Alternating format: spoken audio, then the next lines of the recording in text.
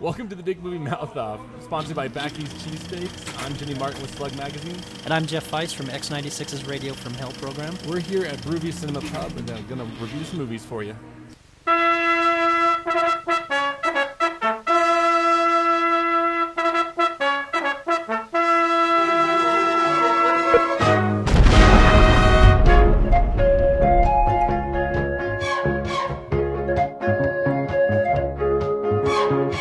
Our movie this time is The American, a sort of revenge, sort of paranoia thriller starring George Clooney as an assassin who's on the run. Hello? It's Jack. I want out.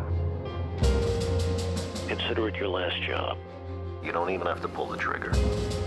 It was directed by Anton Corbijn, a former music video director responsible for some works by Depeche Mode and U2, as well as the Joy Division biography film Control. You know, I love this movie. I think Clooney usually bugs me because Clooney always plays Clooney.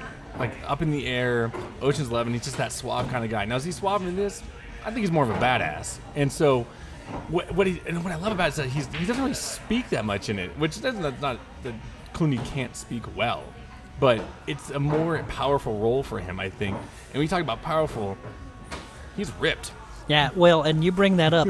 I think Clooney must have spent months working out on this, because this is the best built George Clooney we've seen in a movie. At one point, he's seen doing pull-ups, and this guy's doing it with no effort. I mean, he's not even breathing hard. I swear at one point, he's doing a pull-up with one arm and flipping off the audience with the other, as if to say, this is how ripped I am, and I'm George Clooney, and you're not. Oh, it's fantastic. And what I love about it is that the director actually hit this kind of like 1950s, 60s, 70s kind of era of filmmaking where it's not fast-paced. And that's what the marketing, they're pushing this. Like it's like a Bond movie, and it's not. And that's okay that it's not. Right. But I think people need to be aware that going into this, it's not a Bond movie. Who was the girl?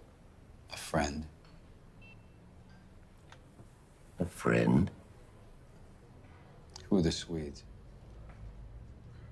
I'm working on that. It's going to take some time. Did she set you up? She had nothing to do with it.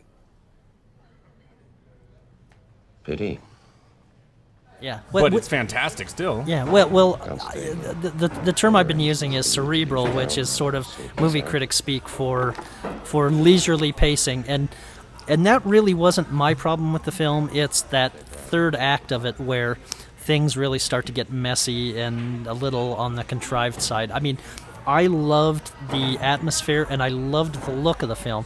Most of it's shot in Italy. Again, Anton Corbijn, music video director. This guy knows how to capture beautiful, stark imagery. Anton comes from the world of photography, so when he composes his frames, they're really striking. He brings a visual sense that a lot of directors spend their whole lives trying to find. It's one big adventure, really. I like to see what film can do for me and maybe what I can do for film. The cinematography is amazing. Yeah, if this is not nominated for some year-end awards for the cinematography and for sound, because there is, surprisingly, from a film directed by a music video director, very little music and a reliance on naturalistic sounds. I mean, when a door is slammed, I think they mic'd the door. I don't think they used Foley artists in this. It's quality filmmaking is what it is. It's not cheapening out on what a lot of people are doing nowadays. But you know, I think you're right. I think Clooney will probably get nominated for this. And it's a role that you don't ever see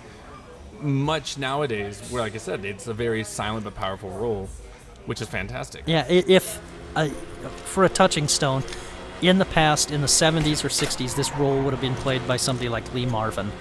I think.